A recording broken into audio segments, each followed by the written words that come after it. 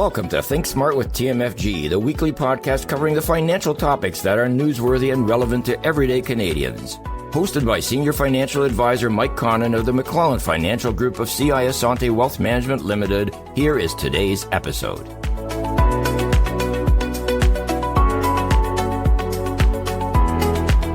Welcome to Think Smart with TMFG. I'm Mike Connon. This is John Iaconetti, Financial Advisor with CI Asante Wealth Management Limited. In our last episode, we talked about some of the fundamental elements business owners may want to think about when preparing for retirement. Things like building personal assets outside the business, creating your own retirement income structure, and why preparation must start long before any transaction takes place. If you missed that one, go back and have a listen. That's episode 361.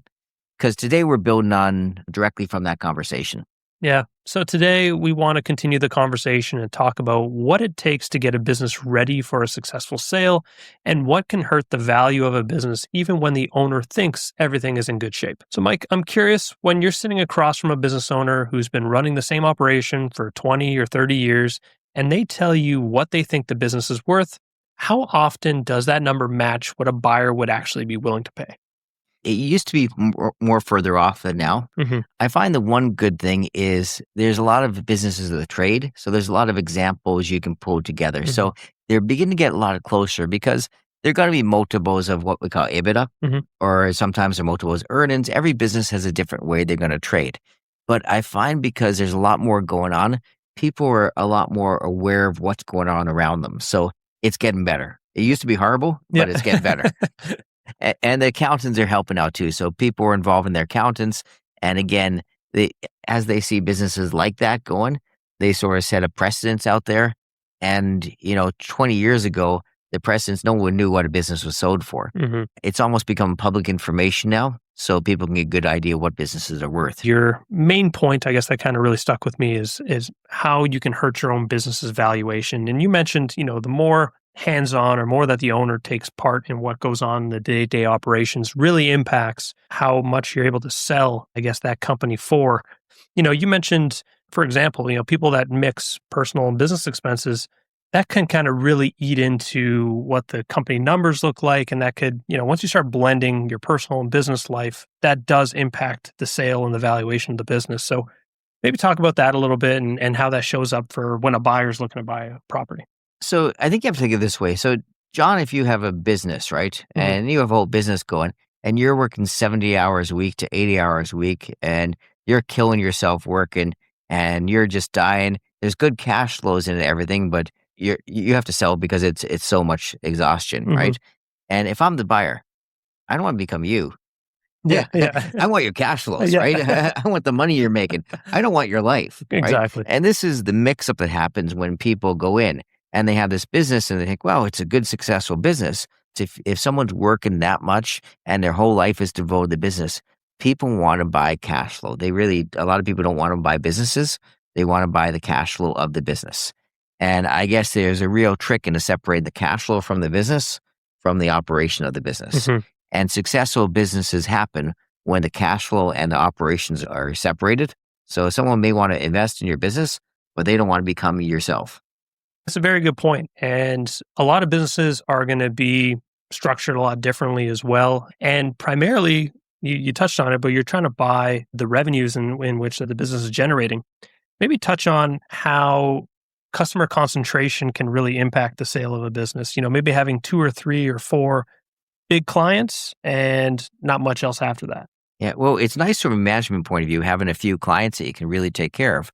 But a lot of times when you go in, if those clients are very relationship based, and they're, again, if we go to this with me and you, if they have a great relationship with you Mm-hmm. and it's 3 clients and you have a different personality than myself, Mm-hmm. and I go and take over your business, there's a lot of risk in that because they may not like me as much, right? And I may lose that relationship. And if you have 200 or 300 clients, there's less a chance of that happening. As you start to concentrate that risk, it's a little bit dangerous to buy into a business with 2 or 3 clients because it could easily change.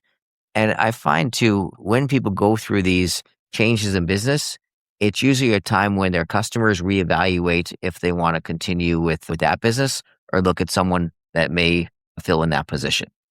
Yeah. At the end of the day, as diverse as the revenue stream can be, the more attractive that your business is going to really start to look for a lot of people. Just less risk, right? Mhm. It's like we always buy into the whole entire markets. We don't buy one stock, right? So if Exactly. you buy a company with one customer, it's like putting your whole portfolio in one stock. Too risky. Yeah, absolutely. And as companies get bigger, they're going to start to, like you said, diversify their revenue streams. For them looking to sell, like, is there ever really a wrong time to sell? Have you ever run into an experience where an owner, maybe made a mistake in that front? A lot of people always say it's the wrong time to sell. So the biggest thing I see is people refuse to sell because they always say it's the wrong time. The reality is anyone who's buying your business has to understand the marketplace enough to know there's a competitive bids going against your business. And they understand if you're into a bit of a drought or if that's happening, they fully understand that. And that would, of course, if you're having a really bad year and your numbers look terrible and you're trading at a straight multiple of EBITDA, you may want to hold off till that gets straightened out a bit. So there are some times where you don't want to do it, but it's pretty obvious. And usually if there's a buyer in there, they understand why that market is depressed that year and they understand what the valuation should be. So there can be wrong times to sell, but it becomes pretty obvious at that time. You've referenced now EBITDA a couple times in the podcast, so maybe we should take a second to break it down for some of our listeners. If you can get into more detail about what EBITDA is and really why normalizing it prior to the sale is going to be a great resource, I guess, for a lot of business owners. I'm not accountant, but what's it? Yeah. Earnings before interest, taxes, and depreciation and amortization. I may have Yeah. I may have missed one piece of that, but essentially what's telling you is essentially telling you what the business makes. Yeah. And generally speaking, in the world of business, everyone goes and looks at that, and industries trade at different multiples of that. It depends on the industry and the safety, how much you're going to pay times EBITDA. If it's tough business and people don't love buying them, they might only trade it 2 or 3 times. They'll buy it for 2 or 3 times what you make.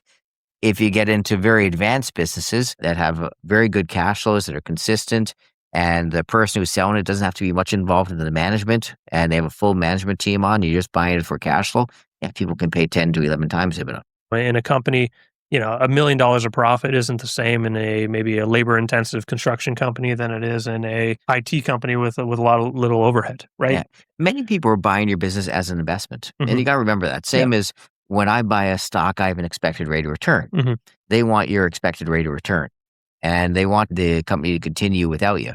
I mean, that's where you find a lot of times where they have deals where someone sells a company, but they have to work for the company for a period of time, and that because they want to keep the consistency there with the customers. Right? In this entirety of the podcast, obviously we're generalizing a lot of corporations, and they're all different in their own way. But when you're doing a sale or making a sale of your company, there's usually 2 main sources that can come from: a share sale and an asset sale. Yeah. So maybe touch on that and where there's a benefit for the seller, where there may be a benefit for the buyer, and just give our listeners something to chew on. Well, everyone likes to sell shares, right? Yeah. Because if you sell shares, if your business is set up that way, there's an exemption, Mhm. a capital gains exemption. I think it's around $1 million. Yeah, somewhere around there, 1.25 now. for your capital gain exemption on small businesses. So number one, everyone wants that to happen. But the problem is when someone buys shares, it's not really that deductible. It's like when you go and buy a share of a company, you're not getting a deduction for it or anything for that. It costs after-tax dollars for you to go to buy that. So there's always some combinations that all the accountants work out together. What's the fair amount that should be in shares? And again, it's a company by company and industry by industry basis on where that lands. If you do have people who have set up companies very well and structured them, generally they can have the shares owned by family trusts, Mhm. and they get that capital gain exemption for multiple people. So they Yep. can take that 1.25 and multiply it by the amount of people involved. So that's where it's very important when you're setting up a company to set up in the right manner, because that makes a big difference in taxes later on down the road. I mean, that's why we have these conversations often with our clients where the setup is, maybe 5, 10, 15 years in advance of that sale is going to be absolutely crucial. Like you mentioned, family trusts is an easy one to save upwards of $1 million if you really want to have capital gains just by operating through a family trust. So Other things we suggest too is if you have a lot of people businesses with property and the business, at a certain point you may want to separate those out, Yeah. because someone may be interested in buying your business, but they may not be interested in buying your property. And we have many times when people buy businesses, the owner keeps the property and they rent it back to the next person. And so sometimes you want to pull those things out into their separate pieces because it can get pretty murky when you mix all these things together. Because do people want to buy the cash flow? Do they want to buy the land?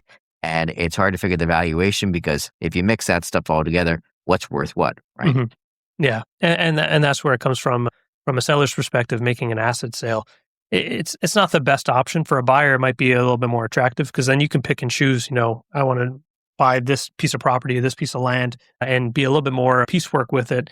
Let's start thinking about, if you're a business owner listening maybe on this podcast, you might be a couple of years away and you're starting to think about slowing down and selling off your business. What should those people be thinking about in advance of the next couple of years? What is the next steps, I guess, to get them ready for that? There's something accountants call purification. And purification is trying to get the active business separated from the investment side and try to clean all that stuff up. And that's the first stage to start to have that happen inside the business, to see if you can clean the expenses in the business. A lot of people are guilty of, when they have a small business, running their whole life through that business. Everything that's personal, put in the business. It's a tax deduction in there. Not that it's always correct that way, but people tend to do that. When you want to pay taxes, you want to make as little as you want in the business, right? When you want to sell the business, you want to show it so it makes as much as it wants, because that's what they're going to value you on. So along the way, it's a lot of housekeeping to get that in order beforehand, so you can really truly sell the business and the books match what the business actually does. And that's a clean business for someone to take a look at and buy, and you get more money for it. Yeah. And like you said, it does take a couple of years in advance. It is, for a lot of people, a big adjustment, going from trying to show as little income as possible to as much income as possible.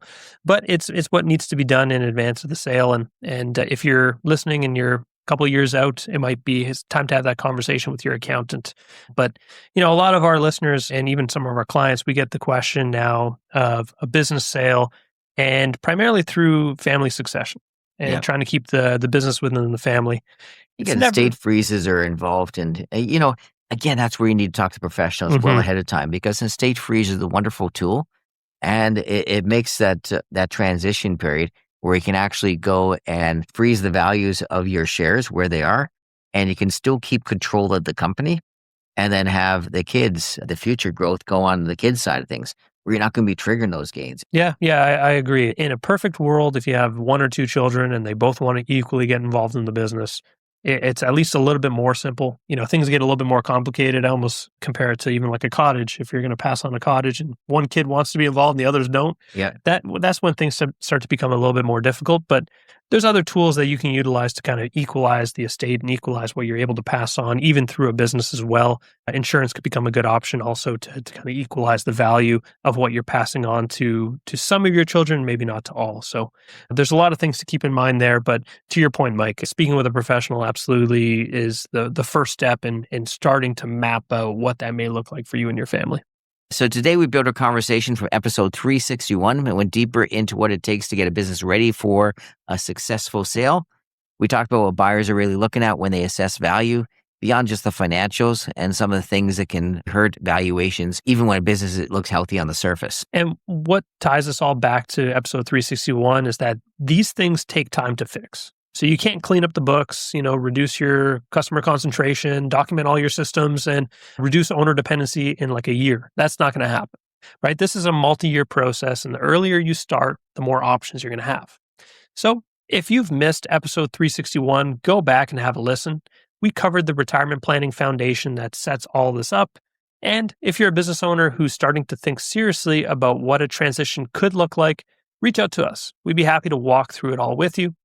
You can visit us at tmfg.ca or call us directly at 905-771-5200. And if you have any questions or topics you'd like for us to cover in a future episode, leave a comment. We'd be happy to answer them for you. That brings us to the end of another episode of Think Smart with TMFG. Thank you very much. You've been listening to Think Smart with TMFG with Mike Connon of the McClellan Financial Group of CI Asante Wealth Management.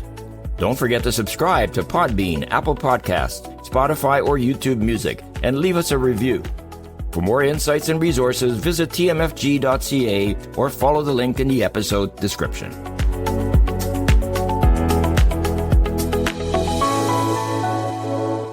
This program was prepared by Michael Connon, Senior Financial Advisor with CI Asante Wealth Management Limited. This is not an official program of CI Asante Wealth Management Limited, and the statements and opinions expressed during this podcast are not necessarily those of CI Asante Wealth Management Limited. CI Asante Wealth Management Limited is a member of the Canadian Investor Protection Fund and the Canadian Investment Regulatory Organization. This show is intended for general information only and may not apply to all listeners or investors. Please obtain professional financial advice by contacting us at 905-771-5200 or visit tmfg.ca to discuss your personal circumstances before acting on any information presented.